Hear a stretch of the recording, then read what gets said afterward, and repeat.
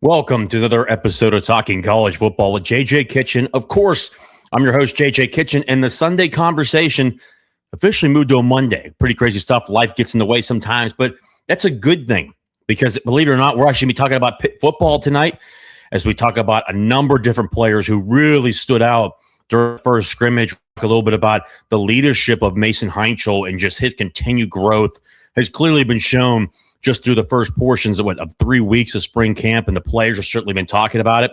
But also, too, tonight, we got Robin Harmony, the new women's basketball coach. We'll touch on a little bit of that, the things that we've heard, and a lot of good praise for her. This may be the first bit of good news for Alan Green in the past month and a half for him. We'll go over a little bit of some of her statistics, what she could bring to Pitt women's basketball, and potentially be the turnaround story of the year, potentially next year, because of her expertise, the transfer portal.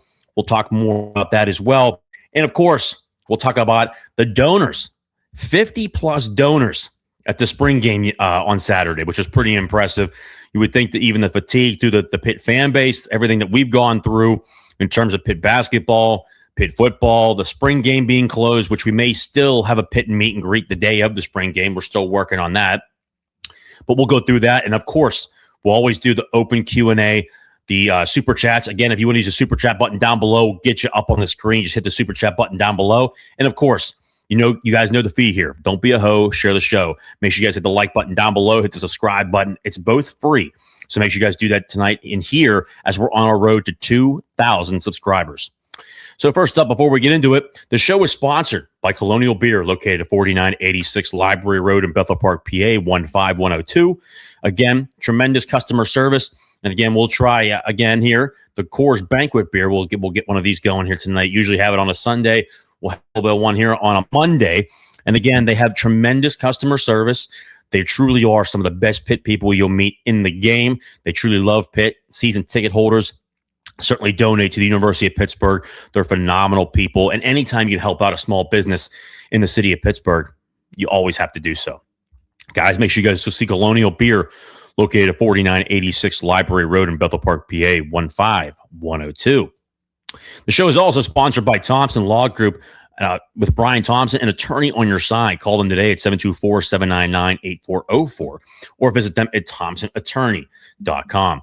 Brian Thompson truly is one of the best. You guys have gotten to meet him at the spring game, during the season, at the tailgates, a Pitt season ticket holder for football and basketball. So his support is unwavering, to say the least.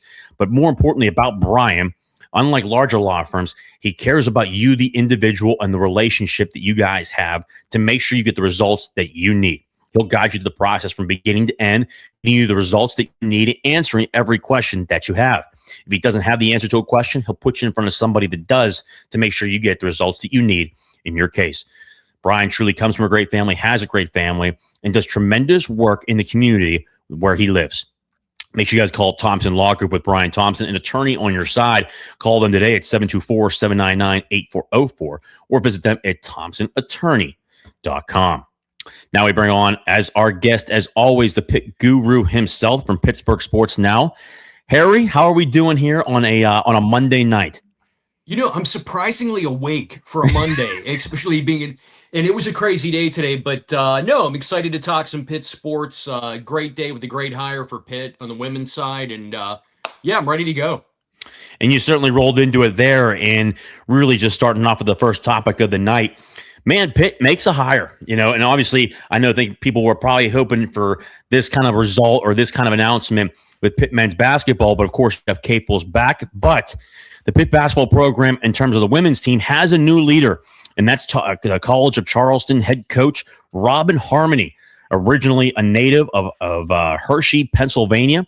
Talked about this as a big opportunity to come back to the Pittsburgh area, to Pennsylvania. Talked about how energized she is. I got to talk to a number of different people. Just some quick stats before I let Harry take it away here. She's got 3 straight 20-plus win seasons, first tournament title in history of the school. So College of Charleston, obviously not well known for their college basketball, but the last 3 years, Robin has done one hell of a job in terms of just reviving this program where really 7 years ago was kind of left for dead. The last 3 years, she's been 22-10, 25-8, and 27-6. Talk about a remarkable turnaround from where they were barely winning a couple games a year in the conference. Harry, when you look at this hire, man, the Pitt basketball program on the women's side has been a little tough. Even dating back to the last couple of years, Susie McConnell. I think this is a really, really good hire from anybody I've talked to. What are your initial thoughts? So if we look historically, right, let's go back. And I'll tell you, 'cause I received a lot of messages on her today. We all know about Tony Verde, what happened there. Obviously ended with a thud, lawsuit, everything. Lance White, Florida State, nice guy, clearly looked like an energetic guy. Coaching didn't work out; they were abysmal. And we go back down to Susie, then Agnes Bernardo, who had a fairly good run.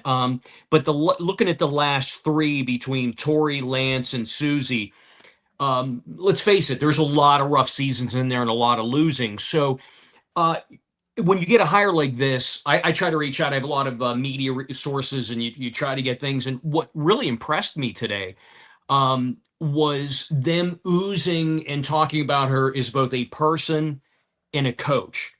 And sometimes, like in particular, Lance White, I heard what a great guy, but I never heard about the X's and O's. It seems to me like Pitt landed someone that's going to come with a lot of enthusiasm, not a lot of this excessive baggage in terms of having lawsuits, things like that. She's a proven winner. The last 3 seasons, as you said, well over 20 wins.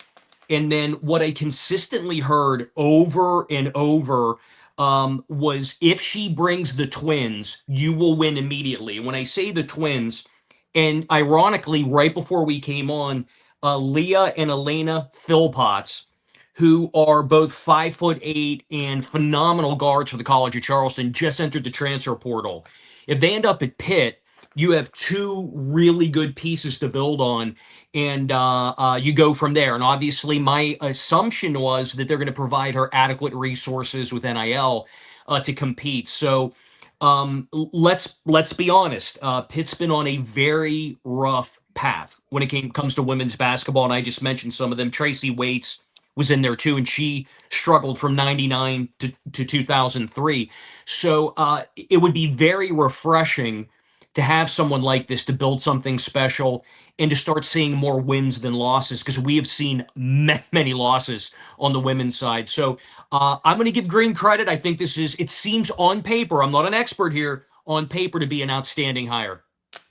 I agree with you. And again, I put out that tweet earlier today, which that was phenomenal research on your end, by the way, just the amount of just research there, even the players. And I heard a little bit about the twins, so I was glad you actually got to talk about them a little bit.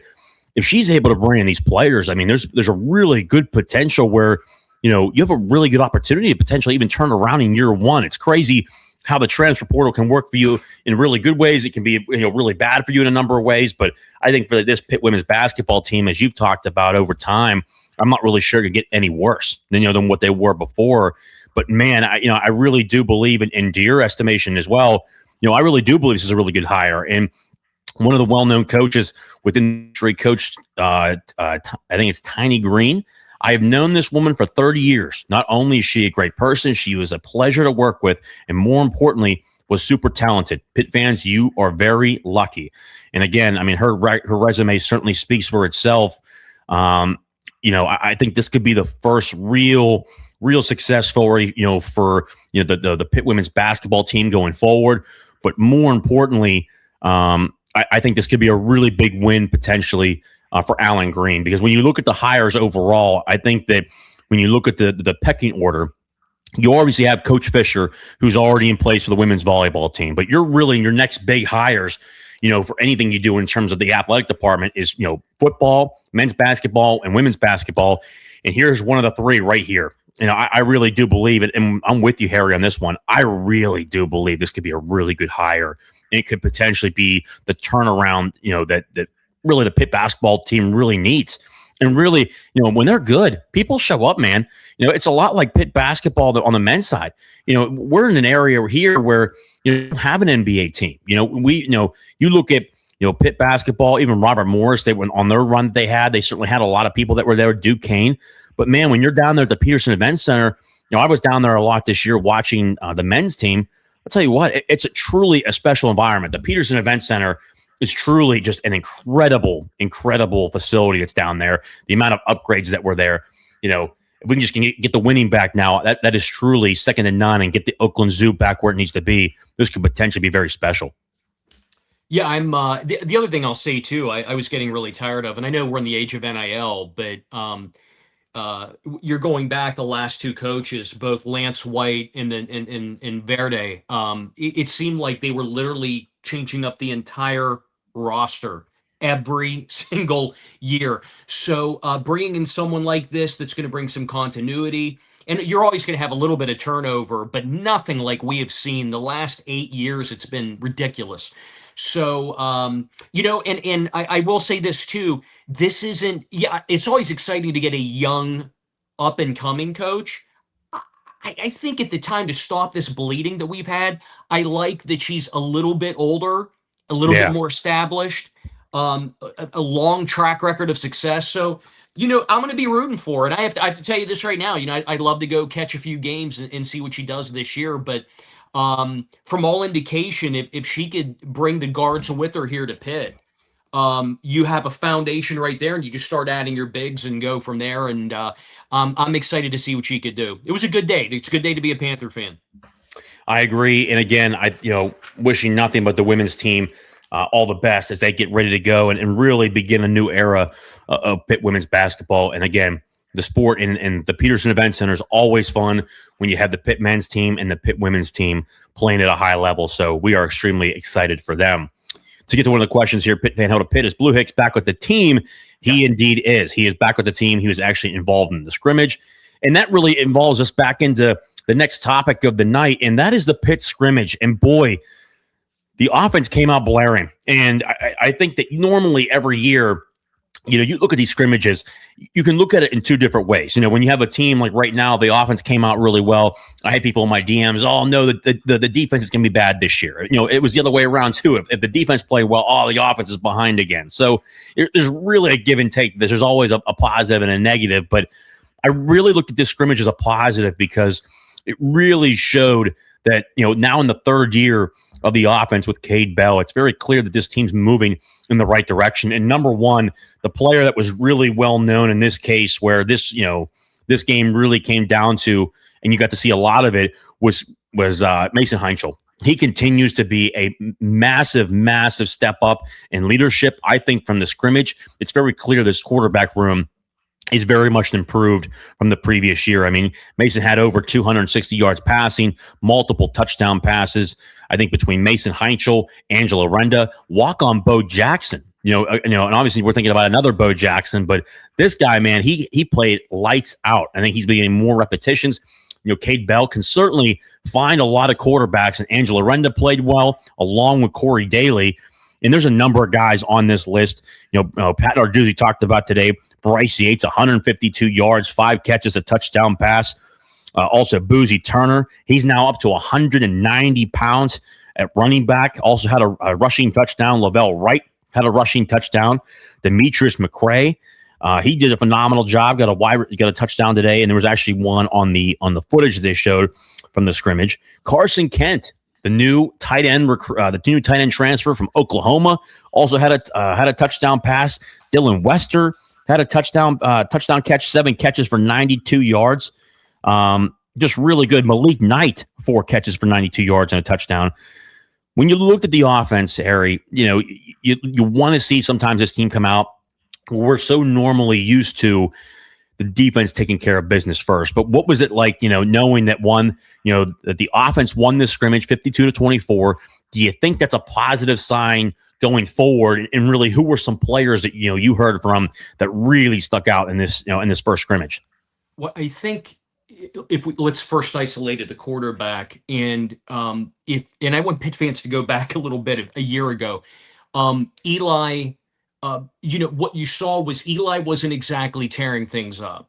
And then you start hearing, well, he'll turn it on when the season comes on, and a lot of this.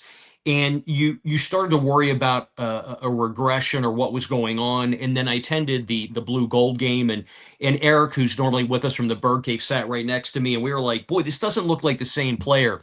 We're not seeing that with Mason. The key question heading into the spring, everyone was asking, what's Mason going to look like? So the fact that I loved the other day the picture of him with the team surrounding him. And I've had a lot of players message me, and what I'm hearing is he's highly respected. He's a great leader, and he's improving. And I think that's indicative of his intelligence, his character, and it's you have to be really excited. And to your point, JJ, you just said it. When it comes to running backs, wideouts, and quarterbacks, I trust Cade Bell. Mm-hmm. And what we have behind him is an interesting mix. Obviously, Holden Gurnier was brought in, who was the Texas State transfer. Yeah. He'll be the backup. Heard a little bit of both positive and negative about him. I'm going to give him the benefit of the doubt. He still has to blend in the offense and learn it. You have someone like Mason, who's a well-oiled machine at this point. But that was exciting. The other thing, as we know, is Boozy is up to 190 pounds. We know what he can do. I love that they have Sinquan Smith, who they call Bop, in the background. Every time I hear that, I think of that damn Bop song from that pop song. I can't get it out of my head. And but it was exciting to see that. I think the most refreshing thing, and I want Pitt fans to think about this, because I received a lot of DMs going, "What the heck?" Well, they didn't add X, Y, and Z receiver in the portal and going crazy. I'm going to say this again. I said this last, but I'll say it again. When you're recruiting at a high school level, you're recruiting players you believe fit your system, and you're not offering unless you think they're going to help. And as I said before, I believe in Cade Bell and what he could do in terms of recruiting from that standpoint. And hearing him recently in some press conferences, what it said to me was, I've recruited pretty damn well the last 3 years, and the people we recruited are going to fit into this, and we don't need to spend extra money. That's where I'm seeing it. And right now, those names are emerging. I think Malik Knight's going to have a big year. Bryce Yates is going to have a monster year. And I will tell you, I tweeted about him 3 or 4 times. Dylan Wester's film was sick out of high school. You talk about Mr. Yak, because he's a guy, and all these guys really, if you look up and down Pitt's roster, if you give them just a little bit of space, they're off. But I remember watching when he first committed going, wow, this kid's going to be a rocket ship. And I'm really happy to see that he had nearly 7 receptions for almost 100 yards.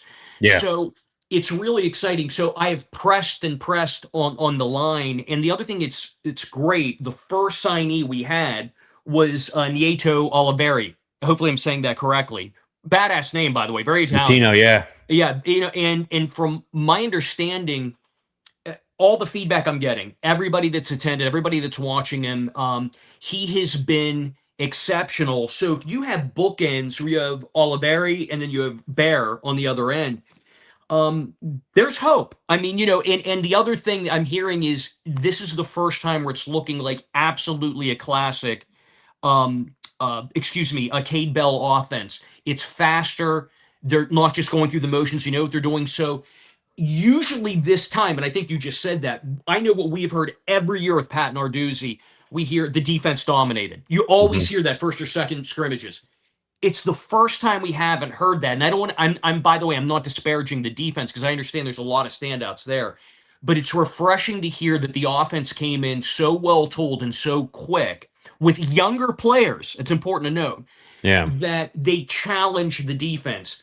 And let's face it, at the end of the day, you got to score more points than the other guy you're playing, right? So it's very exciting. And even the other thing was great to hear the other day was, I was impressed with Kendall Stanley last year, but he would get shoved back on occasion. And I didn't realize he looked like an athlete. When you see him, he's like a jumbo athlete. Yeah. But he never, you look at Ryan Bear, you see a lineman. The guy's massive. It's great to hear he's up to 300 pounds. He did his work in the Ironworks. I like that they're going to be able to maybe implement him and try him out in the starting line.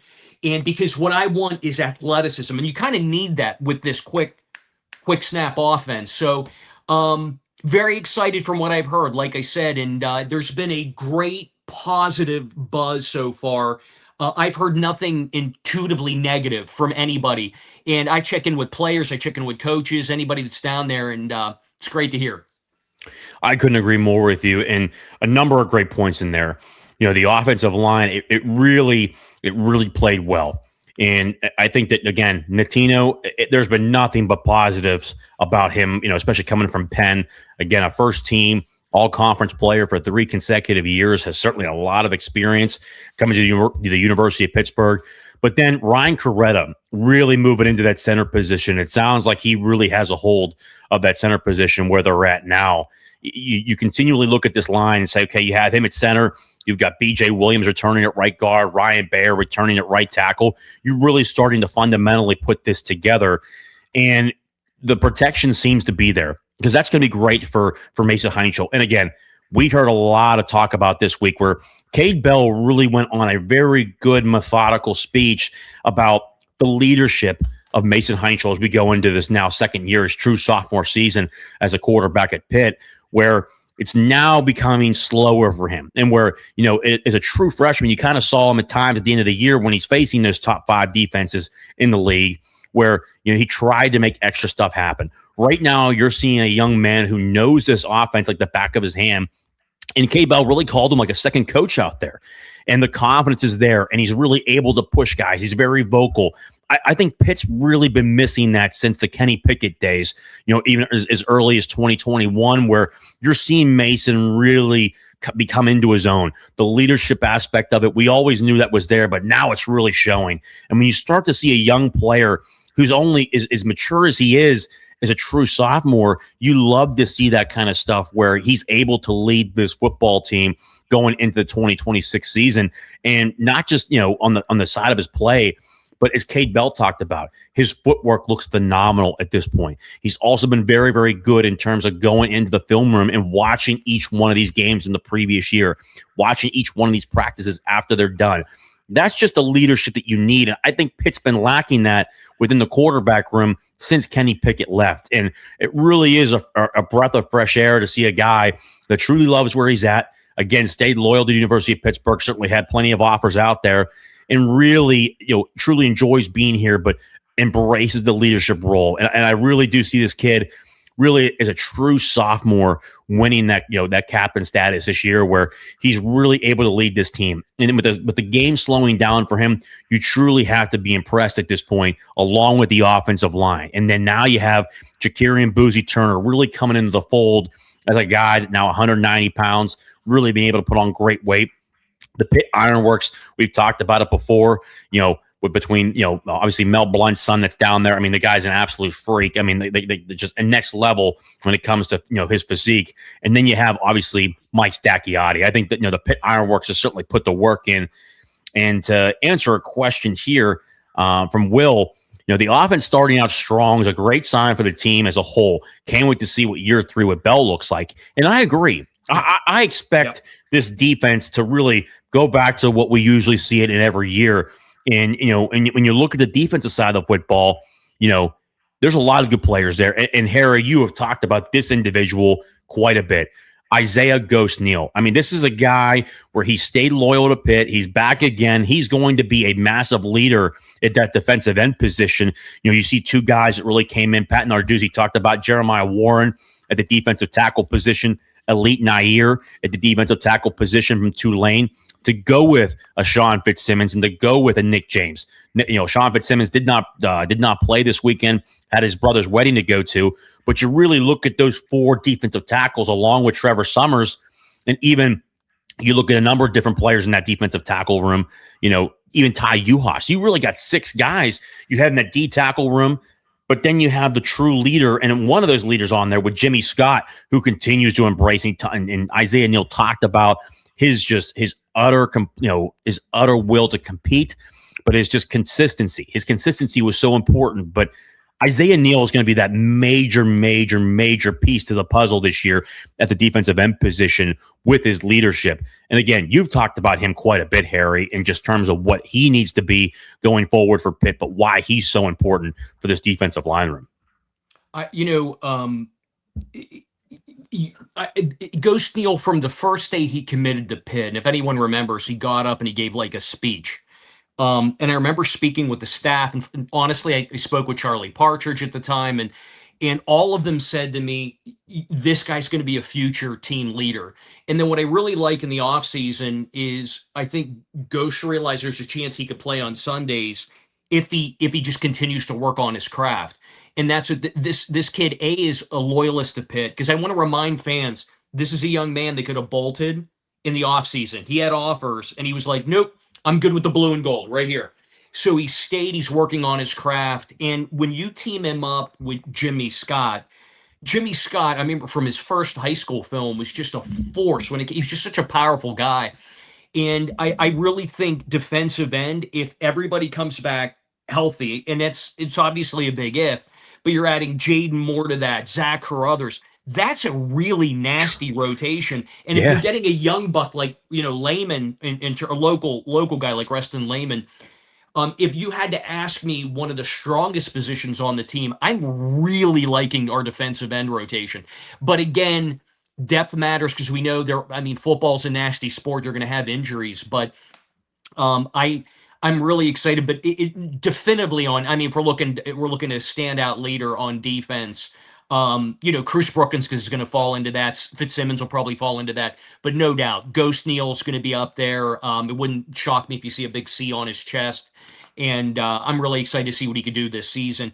The other report, it's starting to come out, was it is promising that the two large defensive tackles that we added, Elite Narnine and Warren, are stepping up. And you're getting players who are a little battle tested. They have some experience. They have the size, and that's certainly going to help against the run this year. So that's something I love, the mobile, hostile, smaller linemen. But we saw at times it could blow up. In particular, if you're playing a top team with a massive line, like a Notre Dame is a good example, or a Miami. So size matters at times when it comes to that, and I'm excited to have the two of them with us and see what they could do. I couldn't agree more. And again, I thought you brought up a really good point there too. You look at this defensive end room in terms of staying healthy this year. Again, Zachary Crothers, who was really starting to turn it on in the beginning of last season. Jimmy Scott back as the anchor of that defensive end room. And again, consistency, leadership, production. Then you have Jaden Moore, the 4-star transfer from Oregon from the previous year. He stays healthy. Isaiah Neal staying at defensive end. The Reston Lehman, the true freshman coming in from Peters Township. And then Joshua Pittman, another name that we've certainly heard a lot about. Yeah. I mean, right there, that's 6 defensive ends right there that you can really rotate in there. And I thought there's a very good comment here from one of our viewers here. If I can find it here. Here we go. Mark, is Neal for sure staying at defensive end? He is for right now because of the depth they have at defensive tackle, which I personally believe. I think Isaiah Neal's even better at defensive end because he's so athletic with his size.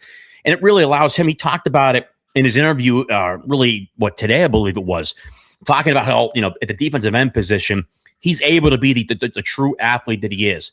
Where a defensive tackle, they really want you to stay in between that A gap or that B gap, understand your gap assignment in this 4-3-quarter style defense where you're able to make sure you're still doing your assignment. At the defensive end position, you're really playing as a true athlete. And I think a guy like Isaiah Neal, because of how athletic he is, how fast he is, how quick twitch he is, can really produce at the defensive end position. And the one thing he did talk about that he's really worked on in this offseason is the pass rushing ability. He talked about how he thought his pass rushing could get a lot better this year. He has certainly put a lot of work in. I think from anybody that we've talked to has talked about how much better he looks at rushing the passer.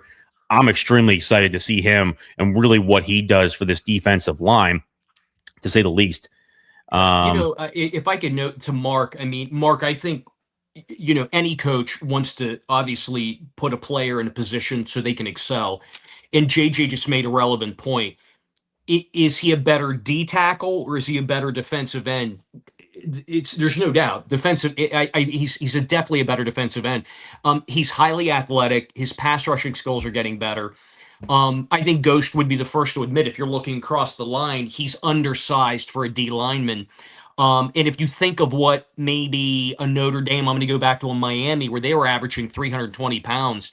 I'm not sure how effective he would have been, but at the end, I just love seeing, look what we got here. Mama Ghost herself watching the show here tonight. That's right. Mama Ghost. It's great to have. I love the comment. That's awesome. Awesome. A terrific. This is a terrific comment too. His mother does film study with him after every practice. Just wanted to add that. Well, hey, we certainly appreciate it because he is playing lights out, and man, we are pumped to have him back again. He's going to be a massive leader for this football team moving forward, and we are extremely pumped. To be honest with you, I think he's going to be an absolute superstar at defensive end with the production he's able to produce. I mean, how many times, Harry, did we go on this show and talk about just last year alone, where there were some of those plays where you watch this Pitt defense where people love to get some type of players out in space, especially towards the flat or those nice little running back dump offs. They're going right into the flat. Isaiah Neal was there every time. And the difference with him is that he has that speed to get out there where it's not a 5-yard game. It's really a 5-yard loss. And I think that, again, it allows him to play very fast, but then you're watching the young man really produce in terms of how he's able to be an athlete, but how quick he makes decisions. He's got a real opportunity to be just a major, major portion of what we need going this year. And again, it's Pitt's defense. It's just full blown. We're going to blitz you 60% of the time. We're going to get after you and really have our athletes take care of everything else. I'm excited for this whole crew. And of course, if Mama Ghost is involved with the film study, you know it's going to be a good day. So clearly Mama Ghost is like an assistant coach. So God bless her. And I'm really, to your point, JJ, he's so athletic. I love him at defensive end. The other thing I'll throw out, I'm telling you, don't look past Zach Crothers. He was, you could just see him improving exponentially. And he was almost 260 pounds. He was incredible up until the injury. So, and then Jaden Moore is, again, we keep saying this, but he's an incredible athlete. He just has to stay healthy. But years ago, I've been friends forever with Larry Bluestein. People might not know who he is. He's like the Florida recruiting guru. Like he's Yoda. He knows something about everybody. And I remember messaging me when we landed Crothers. He goes, "You don't understand. We're the most talented county in the United States, and that kid might have been the top defensive player. He's a menace." So I'm anxious. Like I said, so if you ask me over and over and over again, what's one of the strongest positions, I'm going to go with defensive end. I'm really excited to see what they could do this year. I agree. And to answer one of the comments in here, Willett Harris, I mean, all of us were wrong in the end about Capel. I mean, it wasn't just one person. When you view this, I can tell you this right now. Everyone in the world thought he was gone. We were all told the same exact thing. It's not just, we were all told this weeks in advance. And again, Alan Green went out and really got to talk to 3 to 4 different people. And if you watched our show previously, he couldn't get a hold of those people in terms of bringing them in. So he kept Jeff Capel. So to act like we were never going to get rid of him is actually wrong and uninformed. So, Harry was right. All of us were right. No. Well, JJ, there was even a few of the national people had almost spoke with him. He was expecting to be let go. That was kind of universally known. And I don't think there was a single source that said, I think they're going to keep him. When they were waffling a little, I'm going to give Paul Zeiss credit. I think Zeiss tweeted, I don't know, this was later because there was a 24-hour period in between. Yeah. And I thought, well, you know what? Maybe Paul has a point, and then they came back. But it is what it is. And as we talked about it forever on the last podcast, I mean, all you can do is wish the best. And there should be a upgrade in talent you're hoping for next year. But I'm going to say it again, make the tournament or you're gone. That's it. Yeah. And I think it's pretty clear that those are the expectations going forward. He's certainly going to have the resources this year. He's going to have the $8 to $9 million to really go out and really acquire a team. But to say the least, we all were in the loop for weeks. It wasn't a hard kept secret. There were sources and people that I talked to within the Pitt basketball program that literally said, to your point, Harry, he walked into that meeting thinking he was getting fired. Heck, even Goodman came out afterwards. Jeff Goodman, who's one of the notorious experts in college basketball, even said he went to that meeting thinking he was going to be let go. But when Pitt missed on 3 guys that they couldn't get, one of those guys, and we said it on the show, and I said it here, that Jarrett Calhoun declined Pitt, declined Kansas State, and he was going to Cincinnati. Well, he agreed to go to Cincinnati today. So it is what it is. But also, too, Pitt needs to prove it wants to pay. So, it is going to be one of those factors. But also, too, Alan Green really needs to get after the fact of NIL. That's the next question and really the next phase in terms of Pitt basketball that really needs to happen. So regardless, it's a whole multi-factor of what this team needs to do. But back to the topic at hand. Go ahead here, Harry. Let me just say this. We're doubling what we're spending on NIL for next year's roster. It should be better. In my opinion, if you have the extra money, you need to land an elite point guard. If you don't, you're going to be in bad shape. And then backfill from there. But with the freshman class you have coming in, with some of the current players are going to be able to, including Roman, they're going to be able to lock up. There should be no excuse. It's going to be a really good roster. But time will tell. But if I will tell you this, I'll be there to support them next year. And God willing, we make the tournament because to quote my son Max, the NCAA, the tournament's a lot more fun when Pitt's in it. So I'm hoping that's us next year. We'll see how it goes.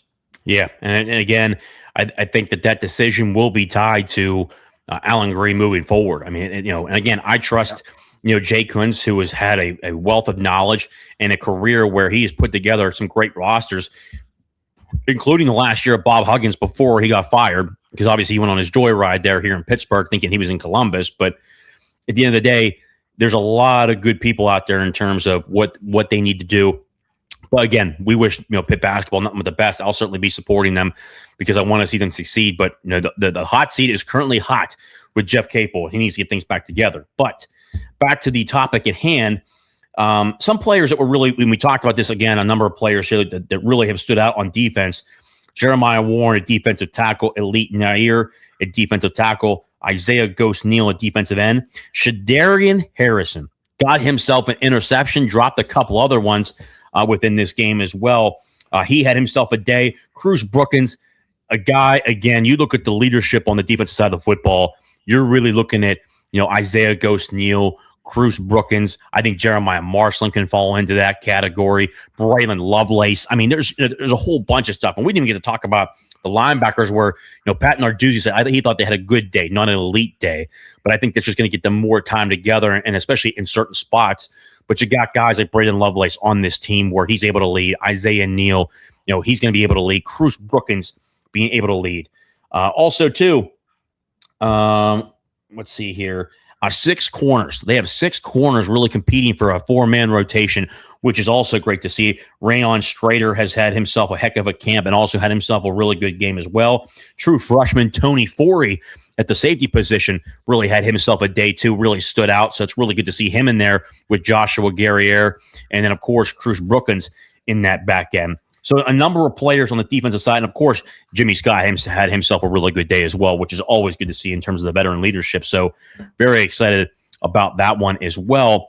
I know there's some comments in here. FanDuel had Pitt at 7.5 wins, tied for third behind Miami at 9.5, SMU 8.5, and Pitt is tied with Louisville and Clemson. I think that's really good. I kind of wanted to ask, Harry, your thoughts on this as well, because I get a number of thoughts on this, and I think it's a really good thing. It kind of tells you where they're all moving in the right direction. But normally we usually see Pitt in that 5.5, 6.5 win range per Vegas. This year they got 7.5. I think Vegas is starting to become, going into this season, very optimistic and very bullish on this offense for Pitt and really rebounding, having Mason Heinschel back, which is a massive factor. I think Malik Knight is going to be a major attribute. CJ Lee, Blue Hicks. We see some of these true freshmen really stepping up. I think there's some clear opportunity there for Pitt. I think Vegas is starting to see that same exact thing. What are your original thoughts on the 7.5 win total? Were you surprised it was that high, or do you think it could have been higher? Were you shocked it wasn't lower? What are your initial thoughts on the 7.5 win margin? So the reason I'm not shocked, and I'm by no means a gambler, I want to state that out there, but what Vegas does respond to is a pattern, an algorithm in history. I've said this before, and I feel bad beating the drum there, but Pitt fans is a fan base in general. We tend to be a little negative at times and tend to be fatalistic. But if you look at the program, it's been a winning program. The gap, I would say, the frustration is, have we won enough? So I think what Vegas is doing and looking. I mean, you go 2 years ago, we were 7-0 until we had major injuries and then start collapsing. Yeah. Last year, we saw the emergence of Mason. So Pitt has won consistently, simply not to the level that many fans believe it can go. And I believe that actually can do a lot more. Pitt's a sleeping giant. So I think Vegas is responding to past success.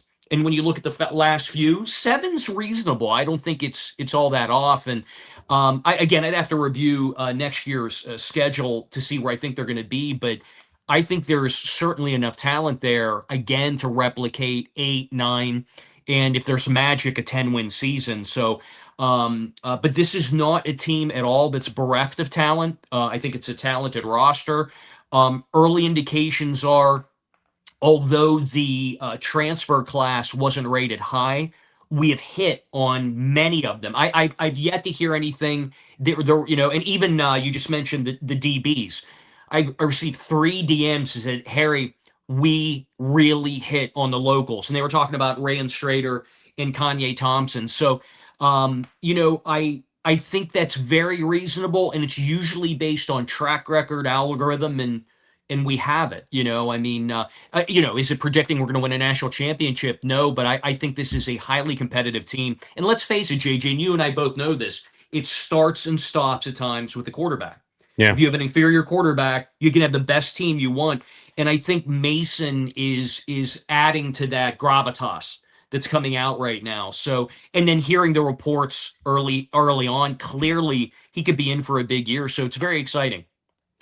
And again, with Pat Narduzzi, every year he has had a top 15 offense. He has been either an 11-win season. Obviously, in 2021, we won the ACC, and then the other year we actually finished the year at 9-4 with a win over UCLA in the Sun Bowl, which left us ranked at the end of the year as well.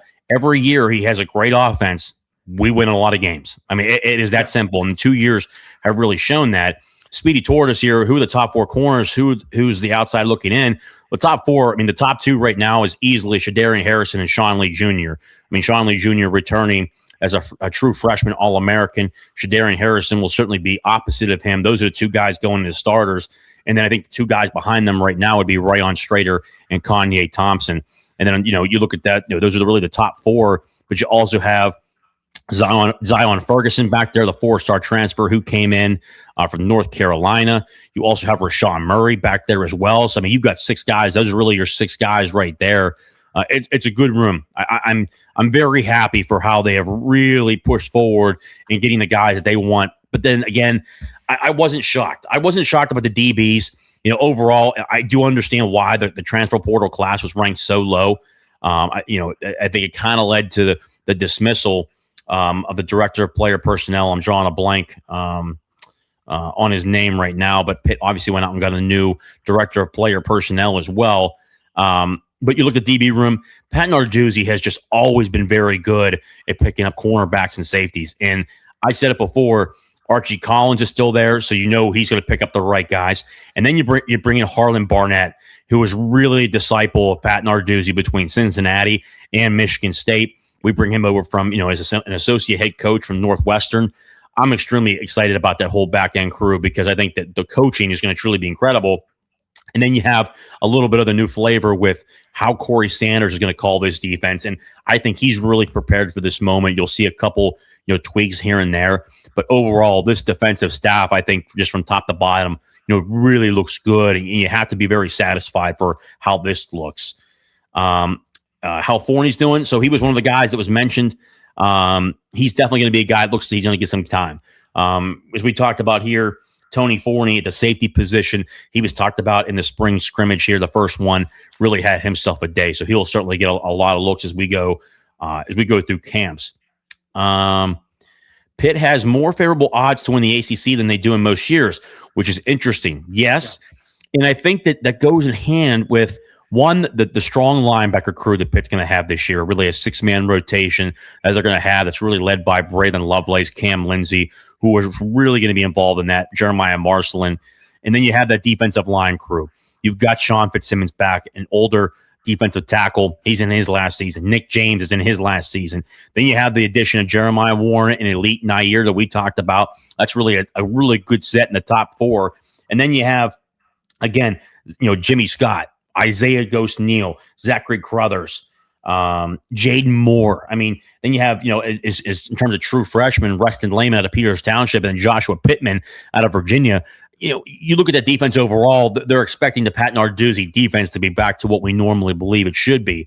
But I think the biggest difference this year is looking at the offense. The question always with Pitt will always be the offense. There's going to be times where you'll have broken down coverages here and there when it comes to the defensive side of football. But can we score points? And when we score points, we win a lot of games. I mean, it's just proven in the multiple years, the 2 years especially with under Pat Narduzzi. But when you have those years where you struggle on offense, you don't win a lot. So I think the return of Mason Heinchel is huge. I think the addition of Natino Oliveri at left tackle is really improved and really good.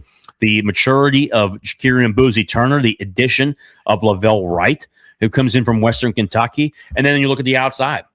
You really look at the outside overall and you say, hey, Malik Knight, which Cade Bell talked about today, really sees him as a pro NFL wide receiver. But I think just the confidence, and Harry talked about it, the confidence of Mason Heinchel. And again, I've seen it. I've certainly heard about it. I mean, it's not hard to, it's not really, it's not hard to judge it. Mason Heinchel really is just very, very, very mature, has the right head on his shoulders, very confident, but the work ethic is truly there, what you want to see out of a Division I quarterback in the Power 4 leading your program. He certainly has everything that you need. And again, when you have a guy like Cade Bell who's been around a number of good quarterbacks, in terms of all the divisions that he's been in, when you hear a guy talk about his quarterback and say, he really prepares like a pro, like he's a guy in the NFL, that really speaks volumes of what you're potentially going to have for the upcoming season. And again, the one thing I really love about Mason is just the hard work, the work ethic that he has, and it comes from his family, from top to bottom. His mom and dad, they certainly have it. It really goes down to him. His sisters certainly have it.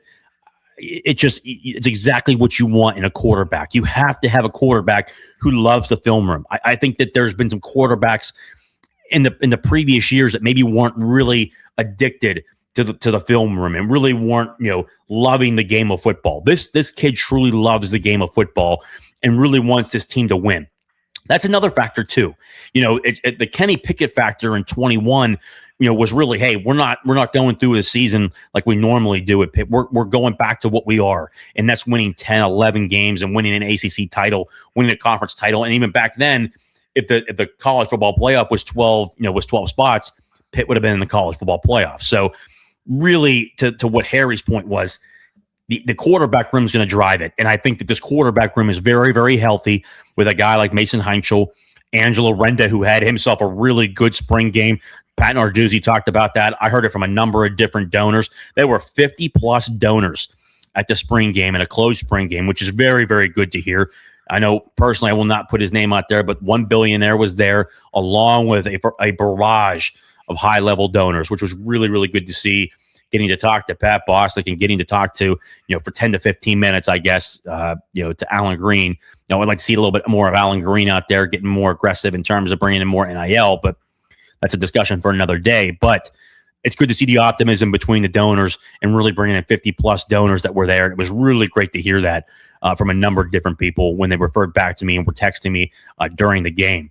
So this team has a lot of pros. I still think that the wide receiver room, Malik Knight, I think is going to be great. CJ Lee, we'll see who really steps up. I can understand why there's questions there, but then you have the tight end room too. Carson Kent, the Oklahoma transfer, had himself a touchdown catch in this game. Elijah Laga to UAB, he's there. Max Hunt is also back. They've talked about him adding more weight. He came in as a really undersized guy in terms of his weight. Certainly has the size to play at the tight end position, but he really needed to add that weight. He really did that. And then, of course, true freshman Wyatt Villarreal. I think he's going to be a guy that gets a lot of time this year in terms of speed. I think he was running a 4.5 40 for a guy at 6'5" at the tight end position. Comes out of Salina, Texas. Really excited about him, and I think all four of those tight ends are going to be battling for time, but all of them we're going to certainly see time this year, and none of them, especially Wyatt Villarreal, will redshirt this season.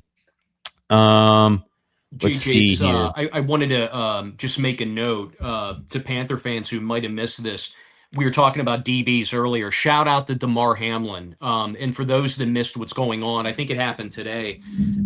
He committed to scholarships at Central Catholic, his alma mater. Yeah. And the cool part about it, I think there's like 10 scholarships in perpetuity. They're going to be in his name for anyone that wanting to go higher education, and 5 that want to go into trades, because I think that matters as well. There's a lot of very wealthy plumbers and electricians out there as well. So I just wanted to give him a shout out, and his father Mario, and his parents have done a great job raising him. But my brother's both a national and international philanthropist. I will tell you this: there's a lot of people with money that sit on it, and then there's people that make a difference. And I want to give DeMar Hamlin just a big shout out as a Pitt Panther, going back and making a difference locally and at his alma mater. So great job. Couldn't agree more. And again, it's always good to see the hometown heroes, like you talked about, going back and really giving back to the community. You always love to see that. And of course, Aaron Donald has truly been phenomenal in that as well. Good comment here too. Pitt versus UCF back in Pittsburgh. Got to bring back the Pitt Special. Absolutely. Well, hopefully, we can do that, but hopefully we don't need the Pitt Special to win again. Hopefully we win that game, and I think we'll do. Myself, Harry, and Eric will certainly do a little bit of a pre-screening here during the spring about maybe where we see where we see Pitt, how many wins we see so far as we go through the schedule, because I think it also is a very good schedule as well. Paula, thank you. Green was on the sidelines of scrimmage. Yep. I mean, we all know that. I think just some fans have a hard time comprehending that, but appreciate you, Paula, as always. He was certainly there, to say the least. Let me see here. There's one question in here. Any word on what was the longest field goal made yesterday and by who? It's a great question. I don't know the longest field goal made, but man, Pat Narduzzi really brought up how the field goal kicking game in Acrisure Stadium on Saturday was tremendous. That was massive to hear, because obviously our specialists, we've certainly moved on from a number of different people because of going into the portal, going to Michigan. We brought a number of guys in, but both kickers that they brought in talked about how well they kicked yesterday. I think, Harry, you know how difficult it is, as a Steeler fan, watching, a lot of these kickers kick in Acrisure Stadium. We certainly saw the Ravens, blow that game at the end of the season last year against the Steelers, and the Steelers went on to win the division. It's not easy to kick in that stadium, and the fact that Narduzzi made it a really big, important point to say, hey, these guys kicked really well in Acrisure Stadium. Do you think it's a positive sign for the future that, hey, first opportunity in the stadium, they kick lights out? I think that's really good for the competition portion of it. There's an old adage in the martial arts, and I talk about it every so often. It's 30 plus years in martial arts, and you always want to go up against some of the best people to learn, even if you get your ass kicked. And by the way, rest in peace, Chuck Norris, who were both Tung Soo Do guys. But the reason I'm saying this, you look at Ben Sauls. Ben Sauls kicked in a very harsh environment. It's not easy to kick at Acrisure Stadium, but the point being, if you're good there, odds are you're going to be good elsewhere. And I think it also showed when he went to the Giants, and I forgot how many field goals he kicked in a row, and he made an impact. So it's obviously a tremendous sign that they're doing well early on. And obviously the weather, we're going to go, you have inclement weather here or there, but point being, Acrisure is probably going to be their stiffest test. So if they're doing well there, I can't fathom they're not going to do well elsewhere. So I'm anxious to watch them. It's something we probably should have commented on. It was a great shout out, and we'll have to see how it progresses and who wins that job over the season. I agree. And then the question here, what are they doing to the stadium with the seats? In the upper deck, it's all a portion of the stadium upgrades they're doing with obviously with Acrisure Stadium and the Pittsburgh Steelers. They're upgrading all those seats, because you can imagine all those seats have been there since 2001. It's all a part of that stadium upgrade stuff that they're doing. So they're just upgrading the seats there and putting new seats in there for the Steelers this season. And then we talked about the spring game before. Pat Narduzzi really addressed this with the media in terms of, one, he wished fans were in there. And obviously, I think a lot of people have talked about just moving the game. It's very clear Pat Narduzzi did not want to move the game from Acrisure Stadium. He thinks it's really important to play in your home stadium, which in a way, I do agree. And again, I was down the North Shore even today, just going through stuff with work. And I mean, there's a lot of stuff going on down there. Heck, they were cutting down trees. They were moving all kinds of stuff around the parking lot. So I understand what's going on, and they certainly are doing a lot of work in the stadium. But I don't think that it would have been a really big issue. But hey, I get it. I mean, that's a Steelers call. That's not a Pitt call. That's the Steelers saying, hey, we're doing all this work for the NFL draft. And by that time, only a week and a half away from the NFL draft, I understand what they're saying. They pretty much, hey, we'll let all the families and stuff like that come in, the coaches' families. But that's about it. But I do love the spring game itself. And again, we'll see what we do in terms of maybe doing a Pitt meet and greet the day of the spring game. We'll do that kind of stuff potentially, and then have the players come over and the parents and whatnot. We'll get more information out there as we get closer to the spring game. But I mean, overall, the spring game, not having fans in there, that's a Steelers decision. I understand it. It's the NFL draft. It's a global event when things are getting set up. I get it. But when it comes to moving the actual spring game, I certainly wouldn't have minded it. I think all the fans would not have minded it. But at the end of the day, Pat Narduzzi believes in playing in Acrisure Stadium and really playing inside the stadium there, where they play at home at. And I can't really argue with him. I get it. I understand it. But also, too, since you're not having fans at the spring game, Pitt needs to do a good job of putting together another event here. And whether it's in 2 or 3 months or even during the summer months of, hey, we need to do another fan event, which I think is really important. And I'll be certainly monitoring that with the university and really keeping up to date with what they do there. Let me see here. See any more questions here? Obviously, again, I can't get to all of them tonight, guys. But again, as always, use the super chat button down below to get your question up on the screen. We're about 56 minutes in. I think we've really hit all the questions and really some good stuff about what Pitt's really going through right now, and they're doing a really good job. Good comment here by Revival, Texas. Love to hear y'all's thoughts on Angelo Renda. Texas is tapped in on this one. Yeah, at the end of the day, he had a really, even with the limited reps that he had, him and Corey Daly, he stood out. I mean, a number of donors told me that this quarterback room is a lot better than what it was the year before. They think, Angelo Renda did really well, and so did Corey Daly. And I think that those guys are really in a position where they're going to be able to really learn quickly, be able to move fast in terms of understanding this offense, really being able to put up that football IQ that they've shown, and really have an opportunity to compete for that backup quarterback spot. Because obviously, Holden Griner is a guy that was really brought in for that backup spot, but it's certainly up for a competition. And I think Angelo Renda and Corey Daly have done a phenomenal job. But the fact that donors personally reached out to me and said, hey, Mason Heinzel obviously did a phenomenal job, but Angelo Renda was really good in this football game for his first spring camp and his first spring game. So he's really doing a good job right now, and we're very happy about him and what he's done so far. And I'll tell you what's interesting too about Renda and Daly. You couldn't find two different body types watching their film. Daly's this towering, thin quarterback with a rocket arm, and Renda has a little bit of Johnny Manziel minus all the alcohol and drugs. A little of Johnny Manziel. I mean, I want to make sure to, but he has that craftiness. I just don't know what it is. So. They're both very different, but they're both very talented. And we're going to need more Texas voices, because right now we're tapping into a recruiting pipeline in Texas. There's a few players coming due for official visits as well. So I'm hoping they can carry that torch and bring in more of that Texas talent.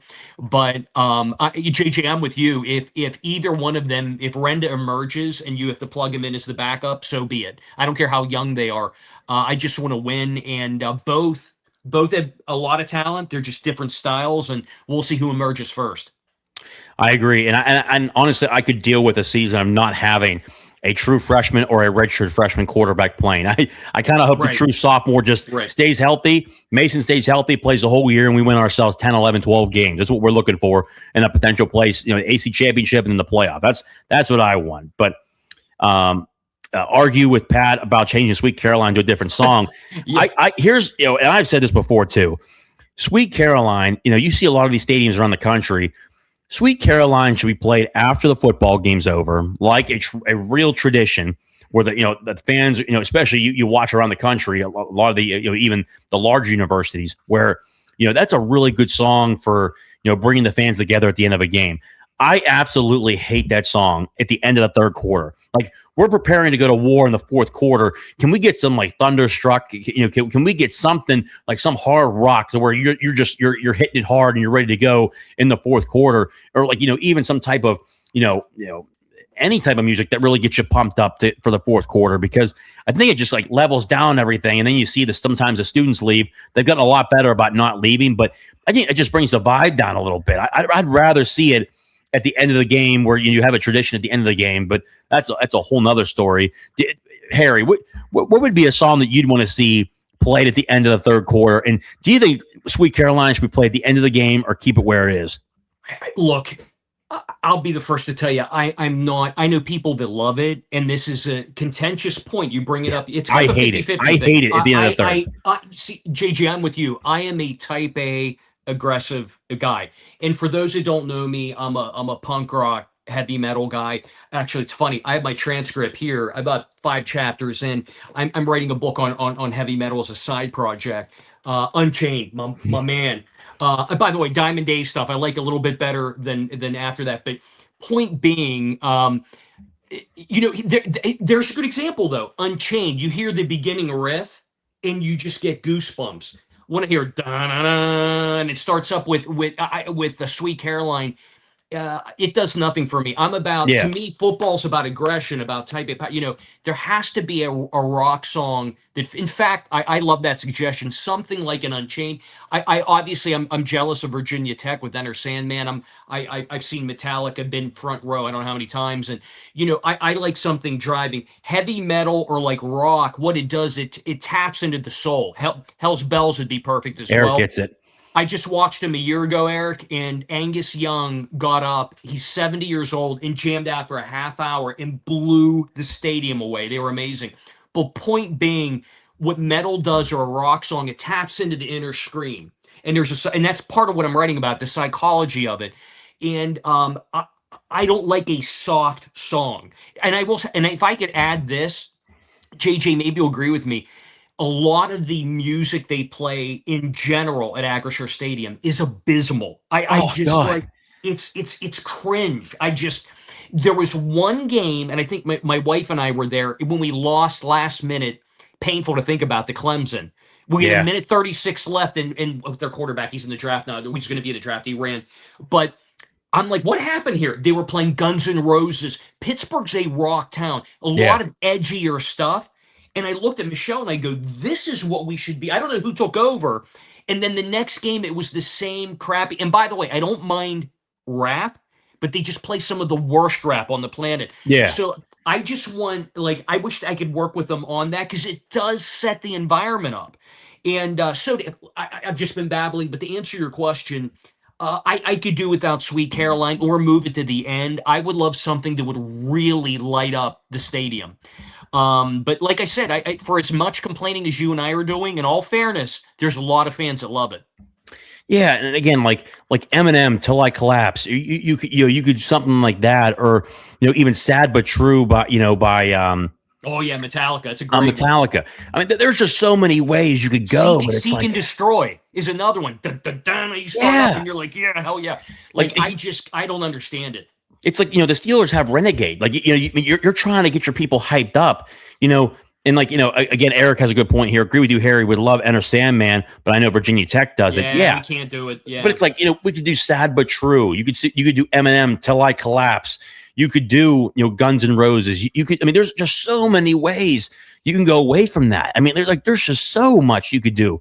But like Sweet Caroline at the end of the third quarter, it's like, dude, what are we doing? Like, are we playing a football game right now? Like, what are we doing?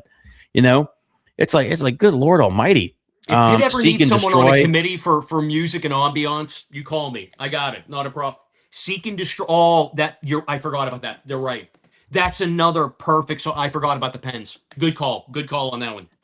There's a number of great songs that are out there. You know what I mean? And just, I wish, and again, I will say that I will die on that hill. I don't care how many Pitt fans get upset with me. That would be, honestly, if I was ever athletic director, that'd be my first move. I'm moving Sweet Caroline to the end of the game where all the fans have to stay to the end of the game to be able to sing the song like any other university around the country. Make sure it's a huge event. Make sure it's a tradition. But at the end of the third quarter, you got to have something that's just hype. I mean, heck, even Oklahoma, they got Toby Keith. What's a Toby Keith song they have down there? I can't remember it, but I mean, it's really, really good. But each university has their own tradition. I think just Pitt needs to do a better job. I mean, it's like it's just so deflating at the end of the third quarter. It's like, good Lord. I mean, it almost puts me to sleep. But I know people really get upset about it. But War Pigs. That's I'm an Aussie guy. I love yeah. it. Yeah. Actually, that's a great suggestion too. You even look at Jump Around up in Wisconsin. Not that it's helped them last season, but you have the movement going, the stadium's going. You're creating an environment, and that's a classic song on top of that. But some old Black Sabbath or Ozzy, I'd be down with as well. But and Ozzy, God, I could pick out 10 songs from Ozzy. I mean, I'm a huge fan, but they're just I would change it. And again, I'm going to say that I'm going to shout out the Pit if they want a committee to put together for ambiance. You call me, we'll go from there, and we can work at it. But it's an interesting topic, and I think it matters. Fans care about this stuff. Also, too, talk as Pitt has here. Welcome to the Jungle. That would also be another really good one. Like that was really great. So many different ways. It's funny. We're on here for like 5 minutes, and like we just named off like 13 different songs. Yeah. I mean, good God Almighty, it's not that hard. That's what it is. Thank you, courtesy of the Red, White, and Blue. Yes, that's the one for Oklahoma, and it's a tribute to him. And you are right because Toby Keith is a diehard Oklahoma Sooner fan. So couldn't agree more. I didn't know that. That's really cool. Yeah, very, very cool scene down there. But I think that's going to do it for us. We don't have any super chats in here. We're an hour and 5 minutes in. I think we hit really everything. Unless something crazy happens during the week, something important that hits, we'll do a live show if needed or drop more information or drop another show. I know I've been so busy with work. I'm going to drop some of these interviews that I have already stored in here, guys. I will do it. I promise you. But we will certainly be back for next Sunday, the Sunday Conversation. Immigrant Song. That's another one. Love Zeppelin. That's a really good one. Master of Puppets. I mean, look at it. We're just naming off songs right now. We're just crushing it. That's what I love to see right now. I was going to mention Slayer because I'm a Slayer fan, but that would scare a lot of people. So we'll hold off on that. But Master would be perfect. That'd be awesome too. All these people are talking my language. I like it. Good stuff as always. Harry, as always, tell the people where they can find you on all your socials. So again, you could find me. I've been doing this well over 30 years. I founded the first 2 sites covering Pitt sports. I'm at Pitt Guru. I rep everything Mike Vukovkin does at Pittsburgh Sports Now. They do a great job there. Again, I wrote a best-selling book on autism. You could find that at harrybaceras.com. And you know what? Let's not forget our boy Eric. The draft is in 1 month. If you're dying for Steeler coverage or want to listen, and they had one tonight, they had a podcast tonight, go on to the Bird Cave, at Bird Cave on Twitter. So I'm going to make sure to give them a shout out. Eric and GB are buddies. We're cranking out Steeler information as well. So I want to give them a plug.